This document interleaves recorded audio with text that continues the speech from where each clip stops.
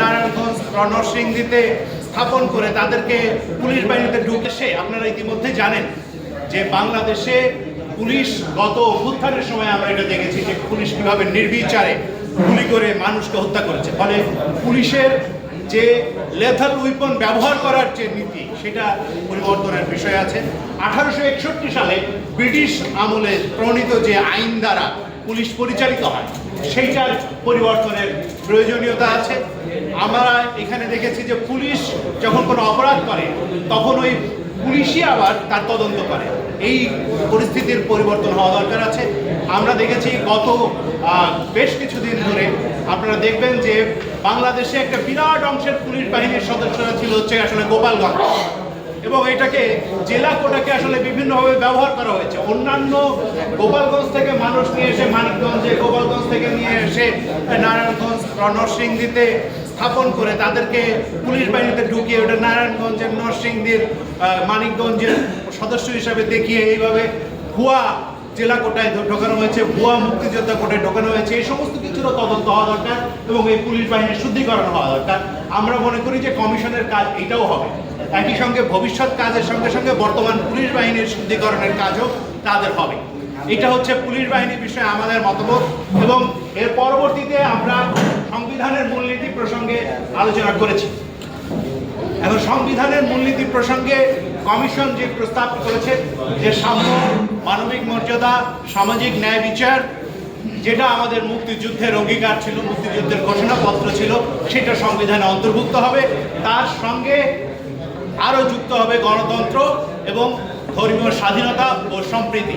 আমরা এই প্রস্তাবের সাথে একমত আছি এবং আমরা মনে করি যে বাংলাদেশে মুক্তিযুদ্ধের যে অঙ্গীকার, সেই অঙ্গীকারের সঙ্গে আসলে যে পরবর্তীকালে আসলে এটাকে অন্তর্ভুক্ত না করার ফলে, সংবিধানে অন্তর্ভুক্ত না করার একটা কারণ হচ্ছে মুক্তিযুদ্ধকে পাশ কাটিয়ে যাওয়ার একটা প্রবণতা এখানের ভেতরে আমরা দেখেছি।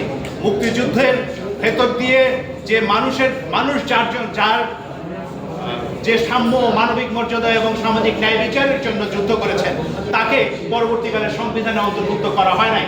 গত সংবিধানের পঞ্চদশ সংশোধনীতে সর্বশেষ এটা অন্তর্ভুক্ত করা হয়েছে, কিন্তু পঞ্চদশ সংশোধনী শীঘ্রই নাল অ্যান্ড ভয়েড হয়ে যেতে পারে আদালতের রায়ে। ফলে পঞ্চদশ সংশোধনী যদি চলে যায় সেক্ষেত্রে এই সাম্য, মানবিক মর্যাদা এবং সামাজিক ন্যায় বিচার এটাকে অন্তর্ভুক্ত করা এদিক থেকেও খুবই গুরুত্বপূর্ণ যে এটা বাংলাদেশের মুক্তিযুদ্ধের অঙ্গীকার এবং বাংলাদেশের মানুষ যে কারণে যুদ্ধ করেছেন সেটাকে এখানে থাকতে হবে।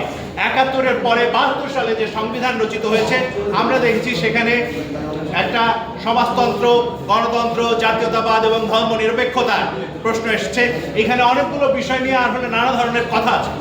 তার ভেতরে একটা হচ্ছে যে জাতীয়তাবাদ এবং সমাজতন্ত্র দুটো একসঙ্গে কিভাবে থাকে, এই প্রশ্ন আসলে আমরা বহুকাল থেকে করে আসছি। কারণ এই জাতীয়তাবাদ এবং সমাজতন্ত্র একসাথে ইতালিতে কিংবা জার্মানিতে ফ্যাসিবাদের উত্থান ঘটানোর পেছনে আমরা দেখেছি যে এটা একটা দুইয়ের মিশ্রণ, একটা দায়ী। আমরা এটা দেখেছি যে জাতীয়তাবাদের নামে শুধুমাত্র বাঙালিদের অন্তর্ভুক্ত করা হয়েছে, অন্যান্য জাতিগোষ্ঠীর মানুষকে অন্তর্ভুক্ত করা হয় নাই।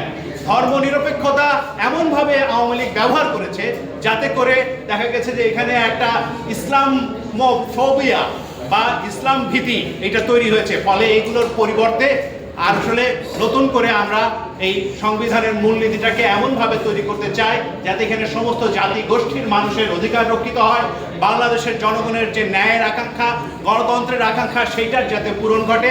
বাংলাদেশে 24-এর গণ অভ্যুত্থান এবং 71-এর মুক্তিযুদ্ধ, এই দুইয়ের ভেতর দিয়ে এখানে যে নতুন স্বপ্ন মানুষের সামনে দানা বেঁধেছে তার জন্য একটা পরিপূরণ হয়, সেটার জন্য আমরা এই প্রস্তাবের সাথে একমত পোষণ করি।